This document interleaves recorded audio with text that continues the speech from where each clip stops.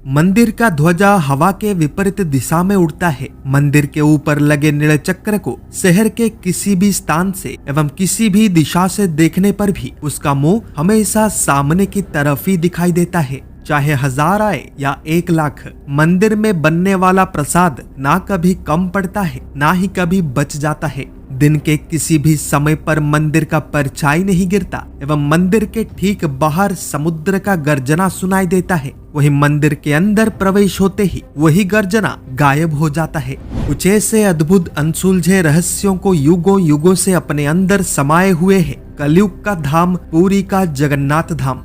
भविष्य मालिका के रचयिता 5 महान संत यानी पंच सखा इसी धाम के अंदर उपस्थित कल्प वृक्ष के नीचे बैठकर शून्य साधना के माध्यम से स्वयं महाप्रभु जगन्नाथ जी के मुख से भूत वर्तमान एवं भविष्य का ज्ञान प्राप्त करते थे, जिसको कि वो ताड़ के पत्तों पर अपने शिष्यों के सहायता से लिखते रहते थे। 600 वर्षों के बाद आज हम उन्हीं दिव्य वाणियों को प्रतिदिन सुनते हैं एवं भविष्य में होने वाले घटनाओं का सटीक आकलन लगाकर समस्त मनुष्य जाति को उनके प्रति सतर्क करते हैं।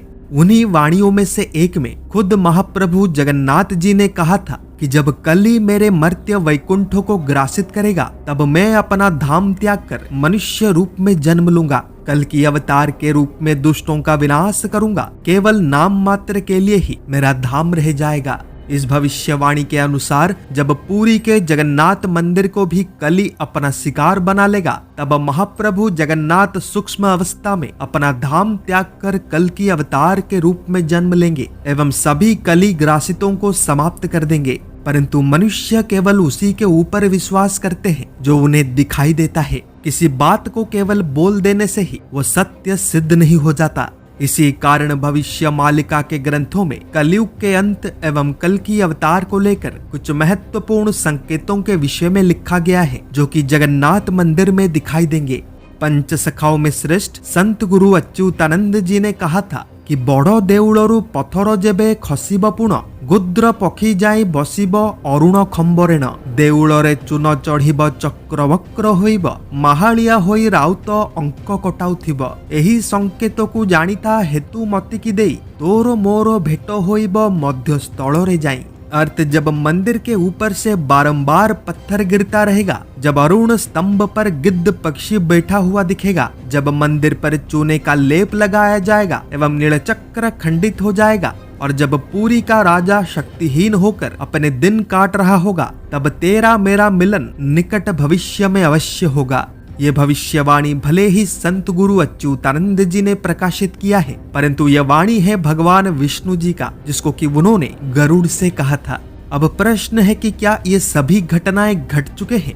हाँ, घट चुके हैं, वो भी एक बार नहीं बल्कि अनेकों बार। जगन्नाथ मंदिर के ऊपर से 1-2 बार नहीं बल्कि अनेकों बार बड़े बड़े पत्थर गिर चुके हैं। और हैरानी की बात यह है कि आज तक कोई भी व्यक्ति इन पत्थरों के गिरने से आहत नहीं हुआ है। अरुण स्तंभ पर 2 से अधिक बार गिद्ध एवं बाज पक्षी बैठ चुके हैं।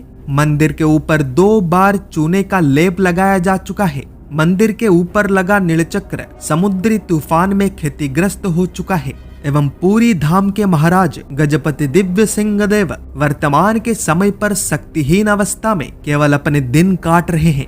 यानी 600 वर्ष पूर्व लिखित सभी संकेत आज पूरे हो चुके हैं, जो कि ये प्रमाणित करते हैं कि वर्तमान का कालखंड ही अंतिम कालखंड है। महाप्रभु जगन्नाथ सूक्ष्म अवस्था में अपना धाम त्याग चुके हैं एवं कल की अवतार भी जन्म ले चुके हैं। उद्धव चौतीसा नामक ग्रंथ में लिखे तथ्य अनुसार स्वयं श्री कृष्ण जी ने अपने भक्त उद्धव से कहा था कि एहा मने रखी थिबुरे उद्धव तो आगे कहूअछि सत्य दारू मूर्ति नीलांचले रहिथिब मानव स्वरूपे कृत्य। अर्थ है उद्धव, तेरे सामने कहता हूँ मैं सत्य। नीम के लकड़ी से बना विग्रह पुरी में भले ही उपस्थित होगा, परंतु मैं मनुष्य रूप में अवतरित होकर दुष्टों का संहार करूंगा। इन सभी संकेतों के अलावा पंच सखाओं ने कुछ और महत्वपूर्ण संकेतों के विषय में कहा था, जिनका संबंध विनाश से है।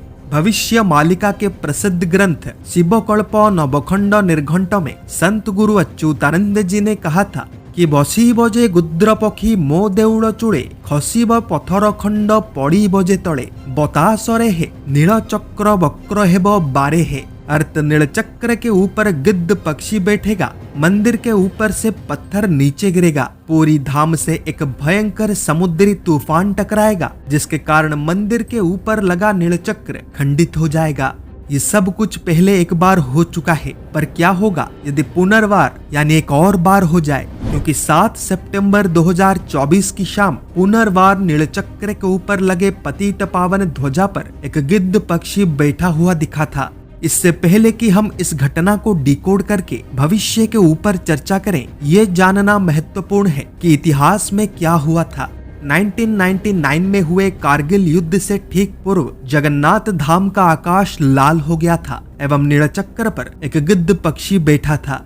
2001 में हुए पार्लियामेंट अटैक से ठीक पूर्व नीलचक्र पर गिद्ध पक्षी बैठा था एवं 2019 में कोविड महामारी के फैलने से ठीक पूर्व जगन्नाथ मंदिर के ऊपर सैकड़ों की संख्या में गिद्ध पक्षी उड़ते हुए दिखे थे। यानी ये तो स्पष्ट है कि जब जब जगन्नाथ मंदिर के ऊपर गिद्ध पक्षी उड़ा या बैठा है, तब तब भारत में या पूरे विश्व में कोई बड़ा अनहोनी अवश्य हुआ है। प्रश्न है कि इस बार क्या होगा? पहला संकट महामारी। आज दुनिया के अंदर अनेकों प्रकार के अनजान बीमारी तेजी से फैलते जा रहे हैं, जिनमें से एक भारत में चिंता का कारण बन चुका है। मैं बात कर रहा हूँ बर्ड फ्लू के एक नए वेरिएंट का, जो कि वर्तमान महाराष्ट्र, झारखंड, केरला, आंध्र प्रदेश एवं ओडिशा में तेजी से फैलते जा रहा है। परिस्थितियों को देखने के बाद सरकार को यह डर सता रहा है कि कहीं ह्यूमन ट्रांसमिशन ना हो जाए। दूसरा संकट है समुद्री तूफान। 2024 में अभी तक भारतीय उपमहाद्वीप में 2 तूफान बन चुके हैं, एक बंगाल की खाड़ी में एवं दूसरा अरब सागर में, पर जल्द ही तीसरा वाला बनने जा रहा है, जिसका जन्म बंगाल की खाड़ी में होगा। तीसरा संकट है शत्रुओं का षड्यंत्र। आज भारत पर एक तरफ पाकिस्तान, दूसरी तरफ चाइना एवं तीसरी तरफ बांग्लादेश दबाव डालने का प्रयास कर रहे हैं। आतंकवाद एवं उग्रवाद के माध्यम से भारत को अशांत करने का प्रयास कर रहे हैं एवं यूएसए कुछ देशद्रोही नेताओं के साथ मिलकर विद्रोह का षड्यंत्र रच रहा है। यानी शत्रुओं के द्वारा लगाया जा रहा यह चिंगारी किसी भी समय पर एक बड़े विनाशकारी आग में परिवर्तित हो सकता है।